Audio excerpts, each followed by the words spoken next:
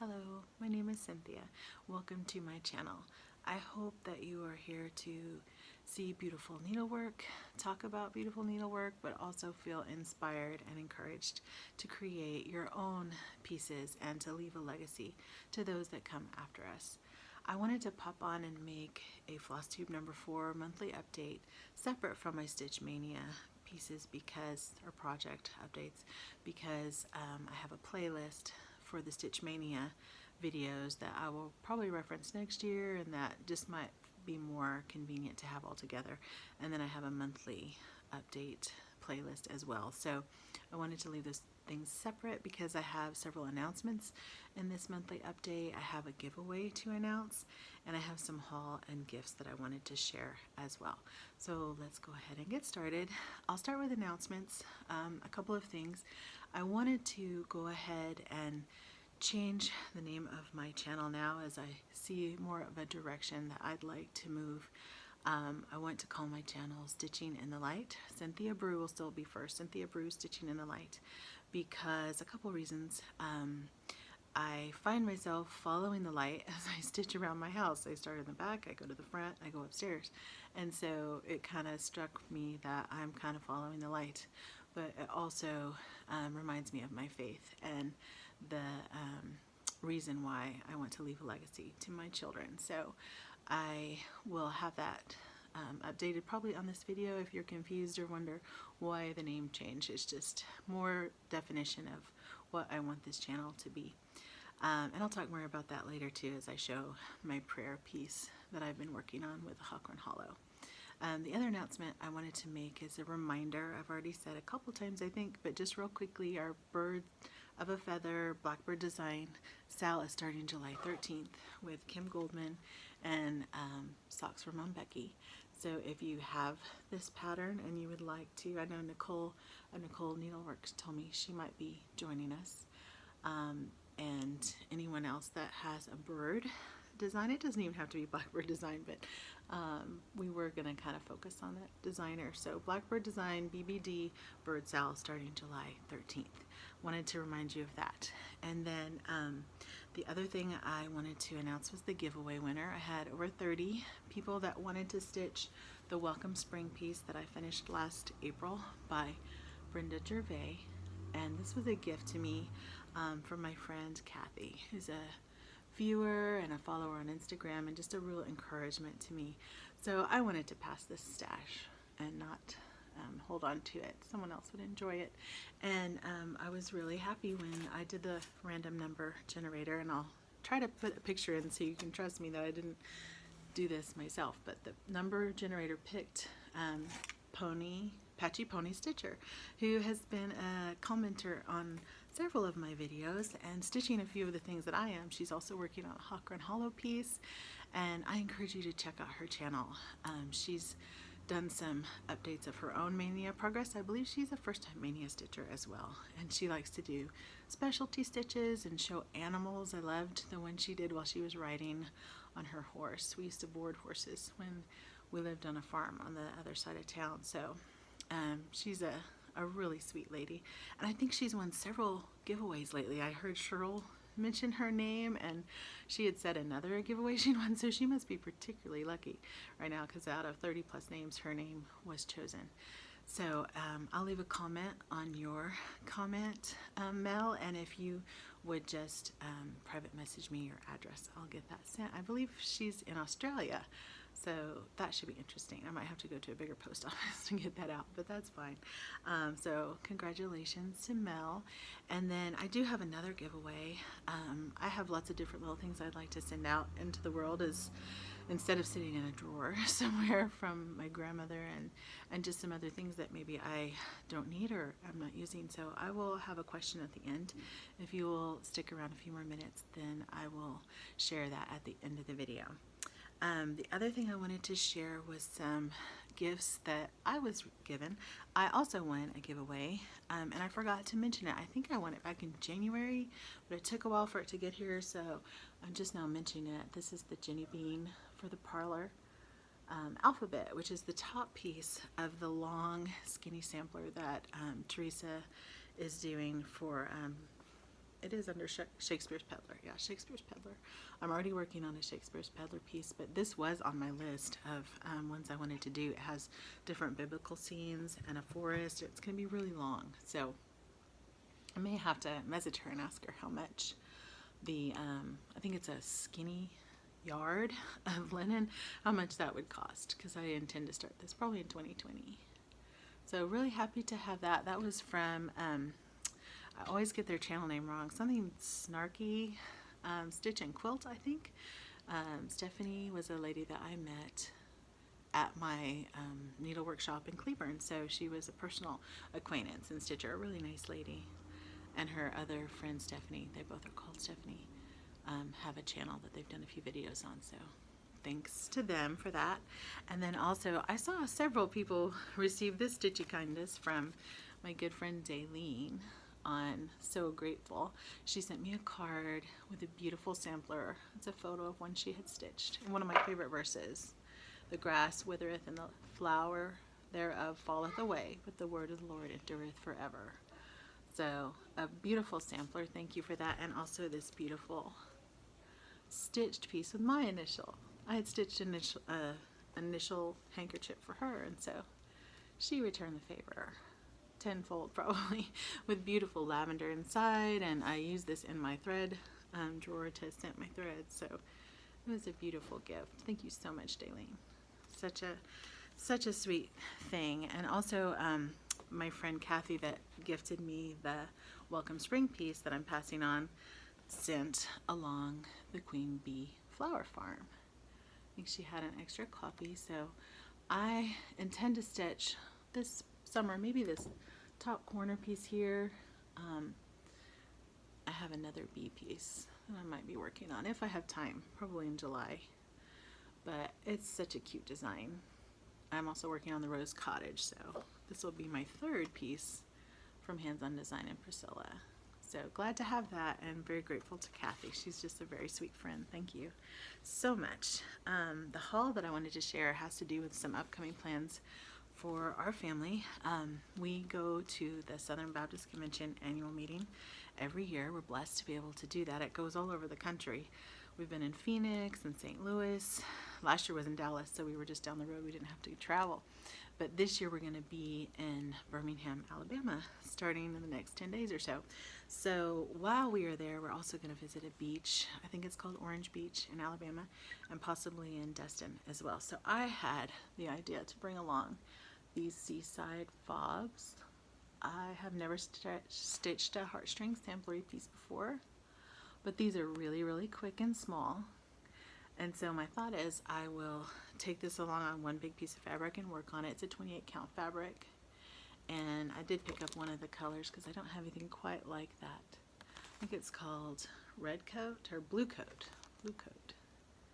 Red. I guess the British uniform. And then I also had the fabric that I dyed. Again, kind of that bluey green color that I like a lot. I thought that would be pretty. I think Cindy of Cindy's Cross Stitch had done the fish one with some crystal ice. But I just thought that would be a nice memory of our first trip to the beach with my youngest children. I've been to the beach before, but I don't think my kids ever have. So this will be kind of a souvenir and memento of our trip to Alabama. And if there is out there anybody watching, I know a couple of pastors' wives have commented on my videos, anyone that will be in Alabama or that lives near Birmingham, please let me know down below. We'll be at the convention for the 3 days that it takes place, and it's a huge group of people, thousands of people. So if by chance any of y'all will be attending, please let me know. I run into people from 20 years ago when I was at school, and it's just kind of a small world, so you never know. But we will be enjoying Alabama and working on that piece. And then when we get back later in the month, I hope to work on this Plum Street piece called Snort Stack. I picked that up because I love pigs. I think they're so cute and weird looking, but I went ahead and picked up that piece. And I also got these kind of primitive pieces. I've been wanting to branch out a little bit with like applique and sewing and quilting and things like that. And they make these patterns on Etsy. I think it's called Peach Bottom Primitive Patterns. They're only a few dollars, and you can make these sunflowers out of muslin and tea, and I love to dye fabrics, so this is kind of along the same lines, and I used to paint a lot. So there's a pattern for sunflowers, and there's also a pattern for these pigs, and I thought they were so cute. So if you want to look up those on Etsy, I might also list them down below. They look pretty simple. They're actually just one-dimensional. They don't have 4 legs. They only have a flat front side. So I thought it would be a cute summer display to have the sunflowers and the pigs. So I'll probably try to work on that maybe in July, but that was something that I picked up that was new that I wanted to share in case you were interested. And then I have some progress to share on my Barbara Anna design. And I always find myself taking a deep breath when I say that, because it's just been such a long haul to get this complete, and I'm not there yet. I had said I wouldn't start the next Barbara Anna unless this one was finished, and I have had so many problems with it. I had to take stitches out. I've had things be just 1 or 2 stitches off. I told you the leg gap was wrong in my February floss tube, and that really caused a lot of problems. I should have just ripped it out at that point, but I didn't realize how big the ramifications were going to be. So this is my Love Never Fails piece. Let's see if it'll give me a screen grab, because I get terrible screen grabs. I am really pleased with it overall. I don't even fit in the screen. It's so pretty. I have more of his face to fill in. He was the problem. That leg gap caused the whole suit coat to be crooked, and his neck is a little crooked, but I think it will be okay. I think it will work. And I'm trying to put that bird in there, but I got it crooked last night and I had to rip it out. Not the whole bird, but just the start. So when I get the other flower and the bird, and it looks a little different than Barbara Anna's piece, because my linen is a tea dyed piece that I did myself, and then I'm doing my cats in custom colors for my actual cats. An old cat that's been gone for a long time was kind of that white and yellow cat there, called Alex, and then this is my tortoiseshell cat that I like to stitch. It's like the 3rd time I've stitched him, or her, but I like the darker cats anyway. I think it is more striking. So really happy with it. It's just not quite done. So, but I have a big carrot that I'm dingling to be able to start my next Barbara Anna piece until it's done. So I'm not going to call it, I'm not going to say when it's going to be done, but hopefully sooner rather than later. And the other piece that I wanted to talk about is my Hawk Run Hollow piece. And Mania was a real time suck. It really just took all my energy and all my stitchy, I guess, motivation to be able to do my other pieces, but I snuck in just a little bit on the building that's next to it, and I'm trying something that Brenda from Handwork Maniac encouraged, the diagonal satin stitch on the roof. I'm trying to do some specialty stitches in this block just to see if it'll A, go quicker, and B, just look kind of neat. So I'm thinking that almost looks like shingles, like a metal roof, which we have a lot of that in Texas. I had started on the bricks thinking that they were all uniform. I went all the way up and realized no, they're not. There's 2, then 3, then 1, then 2. So I had to take that out. That was my Mania flop that turned out so badly. But I have found some more motivation with this for Cheryl from Tranquil Stitches. She has a 30-minute challenge, and she's having us post pictures before and after, just kind of as a daily stitch journal so we don't overload Instagram and Facebook. But I've started doing that, and just in that time, you know, was able to get a bird done or a nest. And so I hope to do kind of a slideshow of the work next month as I really get back into this for the month of June. So moving into plans, I did want to kind of show what I'll be stitching. I'm not going to detail every piece, but I am doing the Quirks and Stitches plan. I can't ever seem to get with the 24-hour stitching, just because my schedule is kind of full, and that's going to be right before we leave for Alabama. I would not want to leave 2 days after doing 24 hours and try to drive to Alabama with 4 kids. So I'm not going to be able to participate in that, but I am going to do the 24 acrostic, where you come up with a piece or some kind of reference to a piece that starts with the first letter. And those are all the pieces from Mania, and also my focus pieces anyway, like my Sarah Woodham sampler, my Hawkrun Hollow, and my Barbara Anna piece. Hopefully the next Barbara Anna piece, but however long it takes, I'll work that into the challenge. So I'm not going to start anything new, other than I'm going to be working on my seaside fobs while I'm hopefully in the car. And I also wanted to kind of highlight my purpose for this piece. I had shared a couple months ago was to pray in the morning. I have a list that's laid out beside me of all my friends that share needs that they have in Bible study. And it was a really hard month in May for a few of my friends. I prayed for my good friend whose niece took her own life and left behind 4 or 5 kids, and just heartbreaking things. Being in ministry can be really raw, really tough. But because of the hope, sorry, I don't know if you lost any of that, but because of the hope that I have, part of the reason for my name change for my channel, and part of what I want to offer going forward, is not just to pray for my friends and family, but also to pray for you, the viewer. And it's okay if you don't call yourself a Christian or a believer. It's okay to ask for prayer.